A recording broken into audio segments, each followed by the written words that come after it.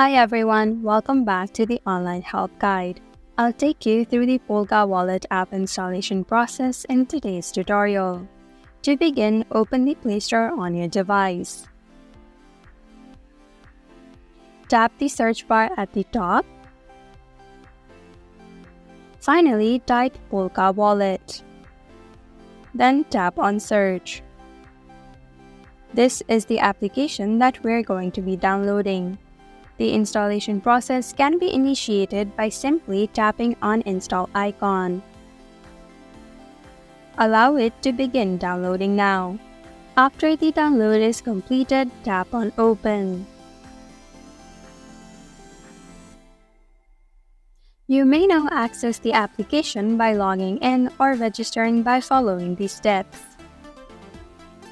Thank you for watching Online Help Guide. Hope this video was helpful. If it was, then hit the like button and comment down if you have any questions or feedback. Also, if you're new to our channel, subscribe and hit the bell icon so that you don't miss our upcoming videos.